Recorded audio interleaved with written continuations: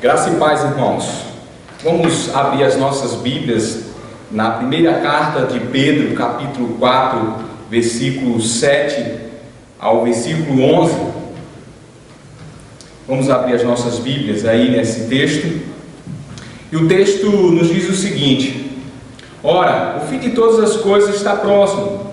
Sede, portanto, criteriosos e sóbrios, a bem das vossas orações.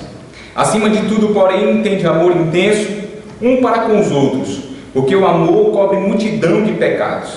Sede mutuamente hospitaleiros, sem murmuração. Servi uns aos outros, cada um conforme o dom que recebeu, como bons dispenseiros da multiforme graça de Deus. Se alguém fala, fale de acordo com os oráculos de Deus. Se alguém serve, faça-o na força que Deus supre, para que em todas as coisas seja Deus glorificado, por meio de Jesus, a quem pertence a glória, o domínio, pelos séculos dos séculos. Amém. Vamos orar, vamos a um momento de oração ainda. Senhor Deus, nós te louvamos, Senhor, nesse dia, por tudo que o Senhor tem feito em nossas vidas. Nos abençoa nesse momento e nos conduz, por meio do Teu Santo Espírito, ao entendimento da Tua Palavra. É o que nós te pedimos, no nome do Teu Filho. Amém. Meus irmãos, algumas coisas de fato determinam o estilo de vida de uma pessoa. Veja, por exemplo, aqueles que estão prestes a se casar. No momento em que eles marcam a data do casamento, eles passam a viver à luz disso. A partir do momento que eles marcam a data do casamento, a rotina deles muda. Eles passam a viver uma nova rotina, uma rotina diferente, determinada por esse grande dia, que é o casamento. Tanto é assim que a partir do momento que a data é marcada, a noiva não perde tempo e vai em busca do melhor vestido da cidade. O noivo, por outro lado, recebe a missão de comprar as alianças. Mas não só é isso, pois eles precisam agora se reunir 2 ou 3 vezes com outras pessoas para decidirem algumas coisas sobre o casamento. É assim, eles precisam decidir onde vai ser a festa, eles precisam decidir quem eles vão convidar, eles precisam decidir quem vai celebrar o casamento, eles precisam decidir onde eles vão morar. A conversa agora é só sobre casamento. Desse modo, o noivo e muito mais a noiva vão dormir pensando naquilo que eles vão fazer no dia seguinte com respeito ao casamento. Até o grande dia, o grande momento da vida deles, que é o casamento, eles passam agora a viver à luz disso. A vida deles é marcada e modificada por esse grande momento. O aqui e o agora da vida deles são vivenciados a partir e à luz desse grande momento. Meus irmãos, usando esse simples exemplo, nós podemos ver que coisas, fatos e verdades determinam o estilo de vida de uma pessoa. Nesse texto, nós iremos ver pessoas sendo desafiadas a viverem suas vidas a partir de uma grande verdade. Meus irmãos, o autor dessa carta é Pedro, e ele escreve aos cristãos que estavam espalhados por lugares como Ponto, Galácia, Capadócia, Ásia e Bitínia. Esses lugares ou regiões cobriam grande parte da Ásia Menor, Turquia nos dias de hoje. E a gente percebe também que provavelmente Pedro escreveu essa carta de Roma nos anos de 62 a 63 do primeiro século. E Pedro escreve essa carta com o propósito de encorajar, de fortalecer e confortar esses irmãos que por sua vez estavam sofrendo em virtude da sua fé em Jesus Cristo. Pelo que tudo indica, ainda não era uma perseguição oficial, mas era uma perseguição local, gerada por pessoas que expressavam o seu ódio contra os cristãos. De modo geral, essa primeira carta ela pode ser dividida em duas grandes partes. A primeira parte vai do início da carta ao capítulo 2, verso 10. A segunda parte já pega do capítulo 2, verso 11, ao final da carta. A primeira parte, Pedro trata e nos mostra a obra que Cristo realizou em favor da sua igreja. A segunda parte, Pedro destaca agora como o cristão deve viver enfrentando o sofrimento por causa de Cristo. Essa, meus irmãos, é uma carta muito relevante. Ela é uma carta que contém muitas citações do Antigo Testamento. É uma carta muito teológica. Ela trata sobre temas valiosos para a vida cristã.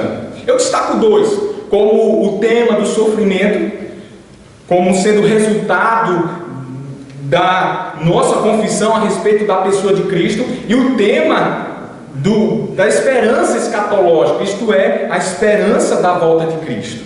É interessante que Pedro ele vai evidenciar esse aspecto da esperança da volta de Cristo exatamente nessa parte da carta que fala sobre o sofrimento. Pedro começa evidenciando isso já no capítulo 3, verso 22, quando ele mostra aos irmãos a posição exaltada de Cristo. Agora, ele continua mostrando para os irmãos no capítulo 4, versículo 4 e 5, que aqueles que estão praticando mal contra eles, difamando todos eles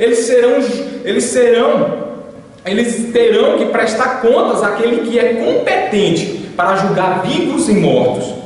E agora, na sequência a gente percebe aí, e que Pedro coloca para a gente de modo bem claro no texto que nós lemos, que o fim de todas as coisas está próximo.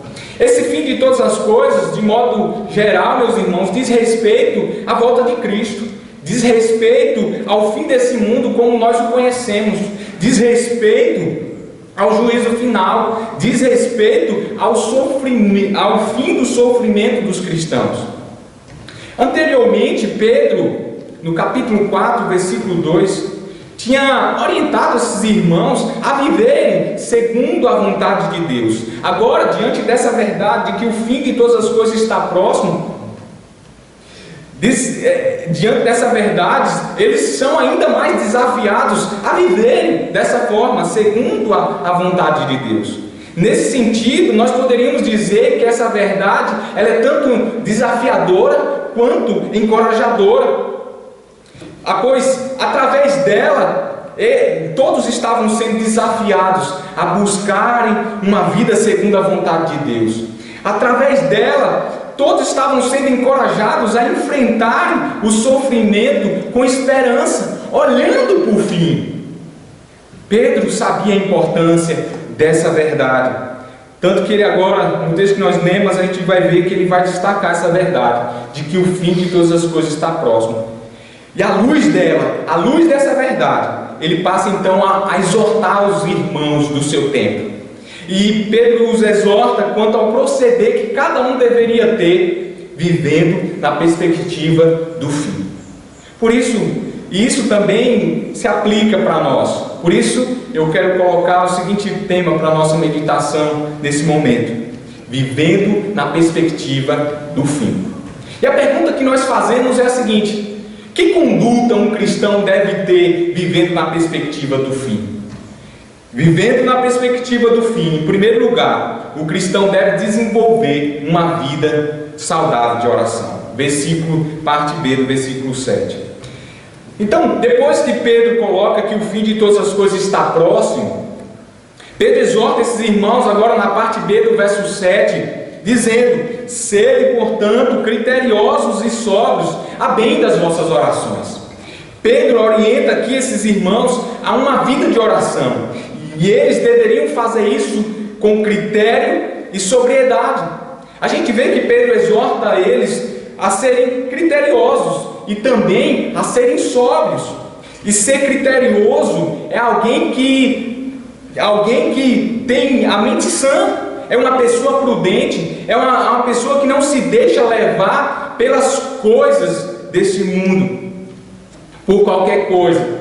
Ser sóbrio é ser alguém que está alerta, atento, é alguém que está é moderado, que age com moderação. Para Pedro, o critério e a sobriedade deveriam ser marcas do cristão que vive na perspectiva do fim. Nesse sentido, esse modo de agir vai na contramão de um proceder ímpio que se entrega aos prazeres da carne. Pedro nos mostra aí no capítulo 4, versículo 3, que anteriormente esses irmãos andaram em dissoluções, concupiscências, orgias, bebedice e em detestáveis idolatria. Mas agora, sendo um povo de Deus, eles agora são chamados a viverem eles são chamados a serem criteriosos e sóbrios. Essa nova forma de proceder vai na contramão da vida que eles tinham antes, e ela está diretamente ligada a uma vida de oração. Tanto é assim que Pedro exorta os maridos que havia entre esses irmãos, no capítulo 3, verso 7, a viverem a vida comum do lar. E Pedro enfatiza isso dizendo: vivam a vida com discernimento, pois a forma, meus irmãos, como o marido ele trata a sua esposa, atinge diretamente as orações dele, chegando a interrompê-las. Logo, veja, essas coisas elas estão ligadas. Assim, uma vida de oração saudável envolve tanto a sobriedade como a prudência. E essa vida de oração tem ainda mais importância nesse cenário do fim. Assim, os irmãos deveriam aguardar o fim, evitando se entregar a todo tipo de inquietação desesperadora, por causa da volta de Cristo. E a gente vê na história da igreja pessoas que acreditaram que o fim estava chegando em determinada data, estabelecida pelo próprio homem, e essas pessoas começaram a fazer coisas estranhas, fora do comum. Esses irmãos aqui, ao invés de agir com inquietação diante dessa verdade, eles deveriam ter uma atitude mais apropriada. O que Pedro está dizendo aqui é: em vez de vocês se entregarem a essas coisas, orem com critério e sobriedade, dediquem-se à vida de oração, e que essa vida de oração seja marcada pelo critério e a sobriedade. Meus irmãos, é muito relevante como Pedro ele começa essa carta, porque dentre todas as coisas que ele tinha para falar, ele começa falando sobre oração. E não esqueçamos aqui que Pedro ele aprendeu o valor da oração com o próprio Jesus, e de fato ele foi um homem de oração. Lembremos aqui que ele estava naquela reunião lá no cenáculo antes da descida do Espírito Santo. Lembremos ainda que ele subia ao templo diariamente quando estava em Jerusalém para orar. Lembremos ainda que ele não deixou que as muitas demandas da igreja impedissem o ministério de oração dos apóstolos. Assim, ao começar aqui falando sobre oração, Pedro nos ensina algumas coisas, como por exemplo, que o exercício da oração tem o seu lugar muito relevante na vida do cristão, que espera pelo retorno do Senhor. Lutero entendeu isso, a importância disso, tanto que ele chega a dizer a seguinte frase: oração, leitura da palavra, meditação e tentação é o que faz um teólogo. Lutero coloca a oração em primeiro lugar nesse processo de formação de um teólogo, e de fato a oração e o exercício dela é importante. Esses crentes não podiam se esquecer disso, porque dentro desse contexto de perseguição e hostilidade, eles poderiam se entregar a uma prática que não era a devida. Eles podiam pagar o mal com o mal, agirem de maneira irracional, por estarem desconectados com Deus, por meio da oração. Então, enquanto o crente ele vive dessa maneira, como já dizia Lutero, que quando eu não oro um dia, Deus percebe. Se eu não orar um dia, Deus irá perceber. Se eu não orar 2 dias, o diabo irá perceber. Se eu não orar 3 dias, todos irão perceber. Então a prática devida para aqueles irmãos era uma vida constante de oração. E a oração, meus irmãos, é importante, porque orar fortalece a nossa esperança de um dia habitarmos com o Senhor. Orar nos faz desejar o desfruto eterno da glória do Senhor. Orar nos faz inflamar pela volta do nosso Senhor. Orar nos faz permanecer de pé em meio às muitas lutas que enfrentamos nesse mundo. É verdade, às vezes nos sentimos desanimados para orar. Nesse sentido, nós precisamos nos lembrar das palavras de Charles Spurgeon, quando ele disse: ore até que consiga orar, ore para ser ajudado a orar, e não abandone a oração porque não consegue orar, porque nos momentos que acha que não pode orar, é que realmente está fazendo as melhores orações. Lembremos ainda que, assim como o exercício físico fortalece o corpo e deixa-o ativo, assim é uma vida de oração marcada pelo critério e pela sobriedade. Essa vida de oração torna o crente mais forte e ativo enquanto ele espera o retorno do seu Senhor. Assim, meus irmãos, nós devemos desenvolver uma vida saudável de oração, orando com critério e sobriedade, como um cristão que aguarda o retorno do seu Senhor e com ele o iminente fim. Estamos meditando no seguinte tema: vivendo na perspectiva do fim. Vimos que vivendo na perspectiva do fim, o cristão deve desenvolver uma vida saudável de oração. E em segundo lugar, o cristão deve desenvolver uma vida intensa de amor. Pedro, ele continua orientando os seus leitores quanto ao modo que deveriam viver à luz do fim. Agora, ele diz no versículo 8 o seguinte: acima de tudo, porém, tende amor intenso, um para com os outros. E a gente percebe aqui que Pedro começa esse versículo com a expressão acima de tudo. Com essa expressão ele mostra o que o amor é importante, que o amor deve ser nossa prioridade. É interessante que ao dizer acima de tudo, porém, tende amor, ele dá forte ênfase no amor como algo que é fundamental, como algo que é a base. E desse modo, meus irmãos, percebemos que essa ênfase no amor não é diferente dos demais autores bíblicos. Por exemplo, Pedro, Paulo, lá na sua carta de Colossenses,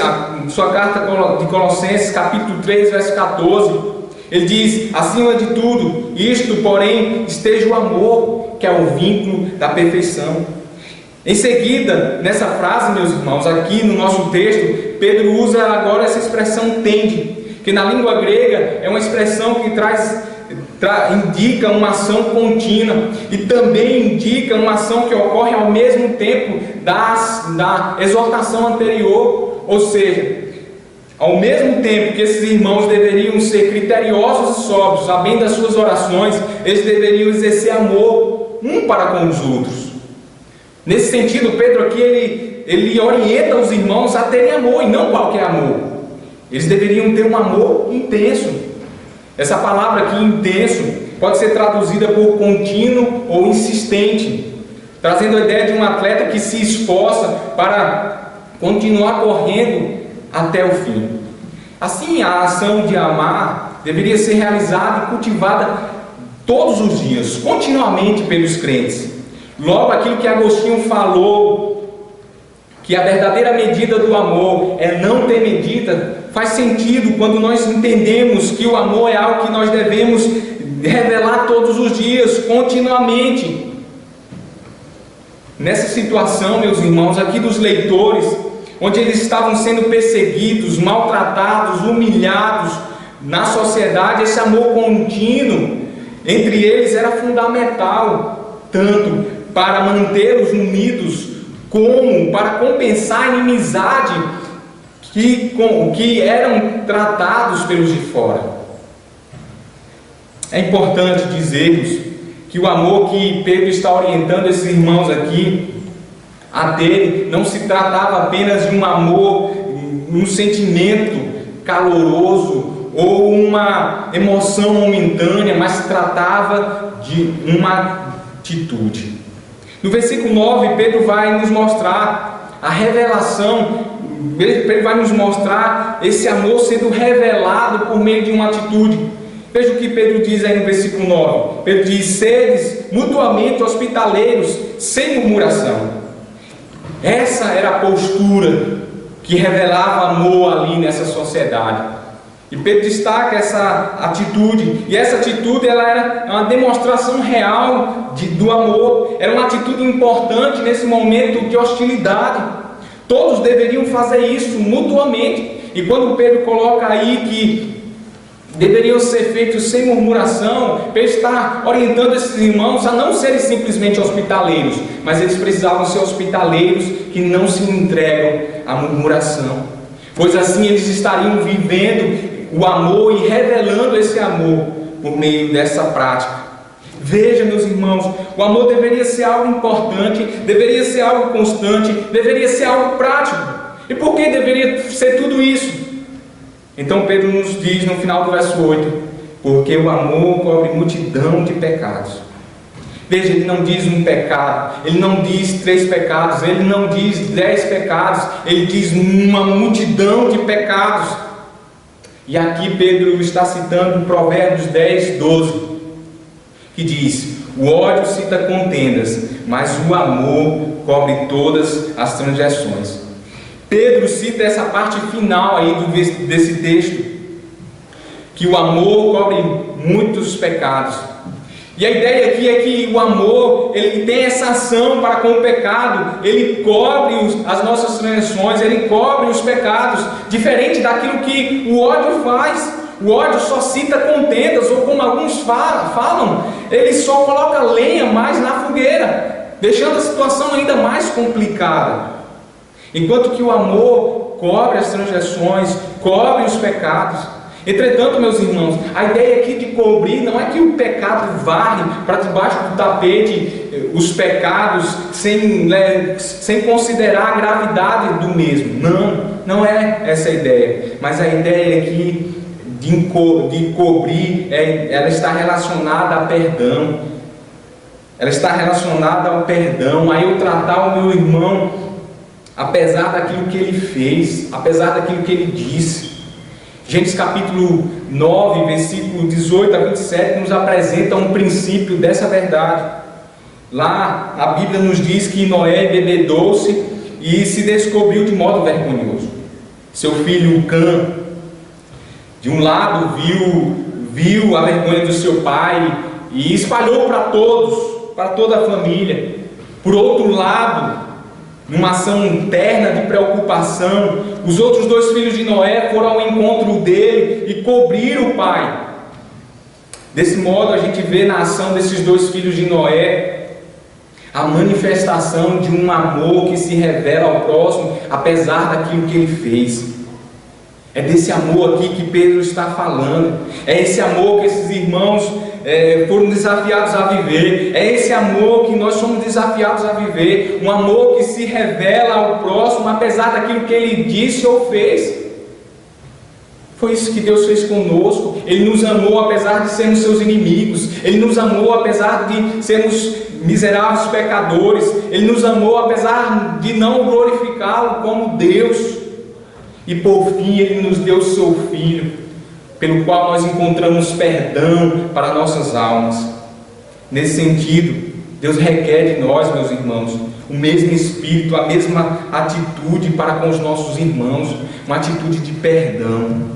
Pois vivendo na perspectiva do fim, é nosso dever desenvolvermos uma vida intensa de amor, enquanto esperamos o nosso Senhor. Nós estamos meditando sobre o tema vivendo na perspectiva do fim. Nós já vimos que vivendo na perspectiva do fim, o cristão deve desenvolver uma vida saudável de oração. Ele também deve desenvolver uma vida intensa de amor. E em terceiro e último lugar, ele deve desenvolver uma vida marcada pelo serviço mútuo. Versículo 10 e 11. Pedro continua exortando os irmãos agora para que sirvam uns aos outros com os seus dons, com os dons espirituais que eles receberam da parte de Deus. E é interessante que Pedro, ele vai direto ao ponto da questão no versículo 10, dizendo: servir uns aos outros. O verbo servir no grego traz a ideia de alguém que está continuamente servindo à mesa. Logo, essa ação de servir tem como alvo o outro. E a gente percebe que é uma disposição contínua de um cristão para o outro e vice-versa. Veja, é algo que envolve a todos e ao mesmo tempo diz respeito à responsabilidade individual de cada um. E Pedro enfatiza isso quando ele continua na sua exortação, dizendo: cada cristão tem o dever de servir aos outros, e isso conforme o dom que recebeu. Nessas palavras a gente encontra verdades extraordinárias, como por exemplo, que Deus agracia o seu povo com dons. E a palavra dom significa literalmente algo dado, algo concedido gratuitamente, e se refere aqui às capacidades espirituais de serviço dadas pelo Espírito Santo a cada crente.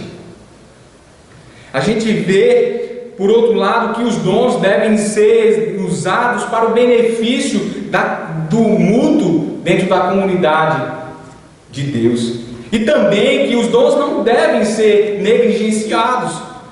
E assim a gente vê que Paulo alertou Timóteo quanto a isso, lá na sua primeira epístola de Timóteo, capítulo 4, versículo 14.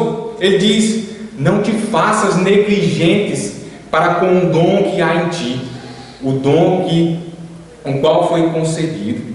Diante disso, meus irmãos, Pedro aqui nesse versículo está falando para os irmãos o seguinte: olha, vocês devem servir uns aos outros, conforme o dom que vocês receberam, fazendo isso da melhor forma possível, não usando ele para a vantagem pessoal de vocês, mas para o benefício do reino de Deus como um todo. E agora, meus irmãos, no final do verso 10, ainda Pedro falando para esses irmãos, Pedro diz: vocês devem fazer isso como bons dispenseiros da multiforme graça de Deus. Pedro faz uma comparação aqui com essa figura do dispenseiro. E o dispenseiro era alguém que tinha a responsabilidade de administrar alguma coisa que lhe era confiada. E por outro lado, o bom dispenseiro tinha ainda mais destaque, pois ele desempenhava os seus deveres de modo fiel, honesto e dedicado, buscando sempre agradar aquele que lhe confiou os bens. Então, com essa comparação, Pedro deseja que aqueles que com os seus dons vão servir os seus irmãos, faça da melhor maneira, sirva da melhor maneira, como bons dispenseiros da multiforme graça de Deus. E essa expressão multiforme graça de Deus se refere aos dons espirituais. Os dons, eles são a expressão dessa multiforme graça de Deus. E a palavra multiforme significa de várias e diferentes maneiras. É interessante notarmos que as palavras dons e graça, elas no grego vêm da mesma palavra. Então, quando Pedro nos diz aqui acerca da multiforme graça de Deus, essa expressão está apontando para o caráter diverso e variado dos dons espirituais concedidos por Deus à sua igreja. Assim a gente vê que a manifestação da graça de Deus na vida da igreja vem através dos dons, ela se manifesta através dos dons que o próprio Deus concede à sua igreja, ao seu povo. Agora, no versículo 11, Pedro vai indicar para esses irmãos a forma correta como eles devem exercer os dons e a finalidade correta para o uso dos dons. Aqui ele parece também nos mostrar duas categorias que englobam essa diversidade dos dons. Então, que estão relacionadas à fala e ao serviço. Relacionada à fala, nós podemos encontrar, por exemplo, os dons de ensino, exortação e evangelismo.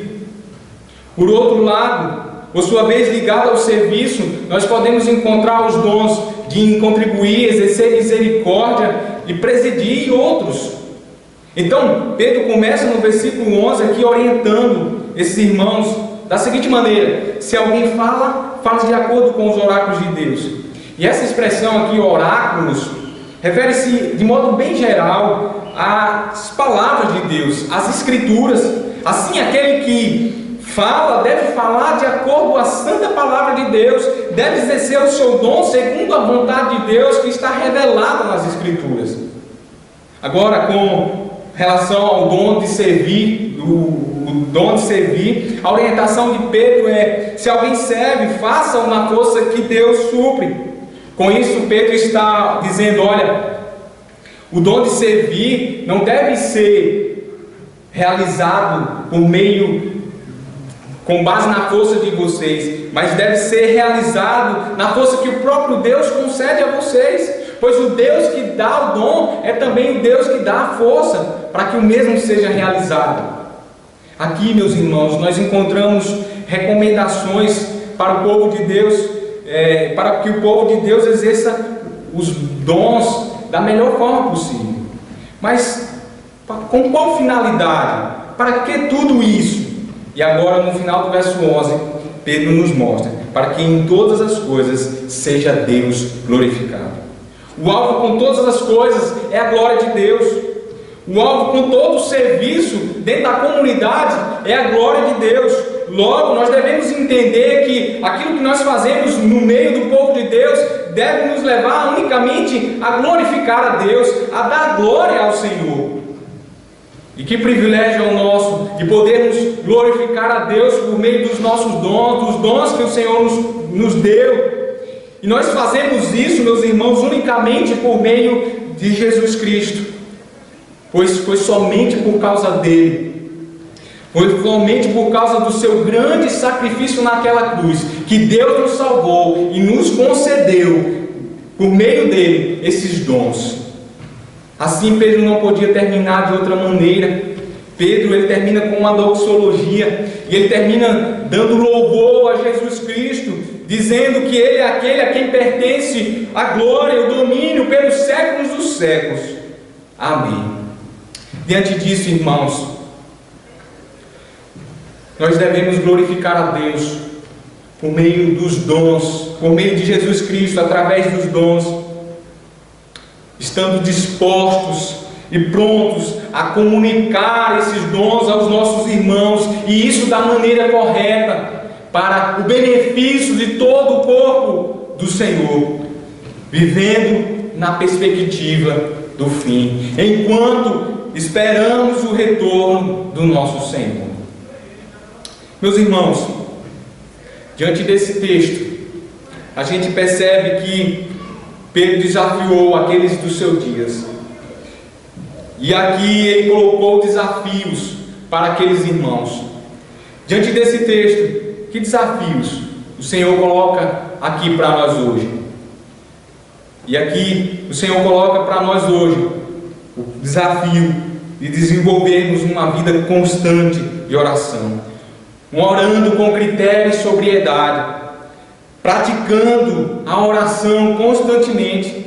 Por isso, invista tempo nos momentos de oração particular, nos momentos de oração familiar, invista tempo nos momentos de oração com a igreja. Não deixe que o teu WhatsApp ou o teu Facebook tire de você o tempo que você tem para dedicar à oração. Não deixe que as coisas fúteis desse mundo, superficiais, tirem de você aquilo que te direciona para a vida, para a eternidade. Não ignore os pedidos de oração que vêm até você. Ao contrário, faça uma lista e ore por todos eles. Ore por você, ore por sua família, ore pelas autoridades, ore pelo país, ore por aqueles que ainda não conhecem o Senhor. Ore com seus filhos, ore com a sua esposa, com seu esposo, ore com seus amigos. Façamos isso enquanto esperamos o retorno do nosso Senhor. Outro desafio que esse texto coloca diante de nós, meus irmãos, é o desafio de desenvolvermos uma vida intensa de amor. Amor para com os nossos irmãos, um amor constante e concreto que se revela através das nossas palavras e ações. Um amor que nos leva a cultivar o perdão. E como você vive esse amor?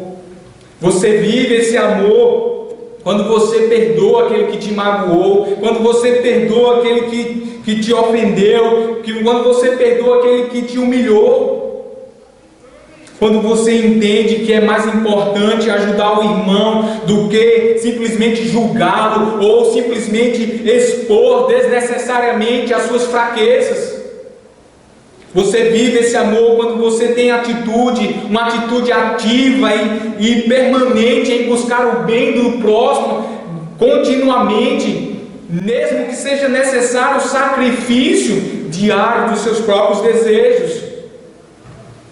O Senhor, meus irmãos, nos chama a amar e Ele nos dá oportunidades para fazermos isso. Então não perca as oportunidades que o Senhor tem te dado para você amar, revelar amor. Então manifeste o amor, tendo diante de si, tendo diante de você aquele que deu o maior exemplo de amor, Jesus Cristo. Outro desafio, meus irmãos, que esse texto nos apresenta é o desafio de desenvolvermos uma vida de serviço para com os nossos irmãos. Nesse sentido, você é chamado a olhar não para si mesmo, mas a olhar para a pessoa que está ao teu lado, no intuito de servi-lo com os teus dons. Você não foi chamado para ficar parado, você não foi chamado para se acomodar, mas você foi chamado para servir, para servir ao teu irmão. Lembre-se que o dom que o Senhor te deu não é para o teu próprio benefício, mas é para o benefício do corpo de Cristo, para o benefício do reino de Deus.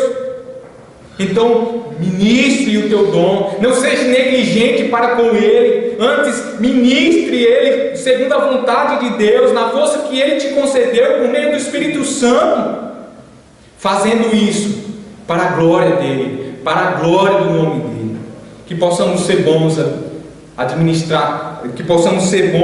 administradores dos dons que Deus nos deu, enquanto esperamos o retorno do nosso Senhor. Meus irmãos, no calendário de Deus está marcado o fim de todas as coisas.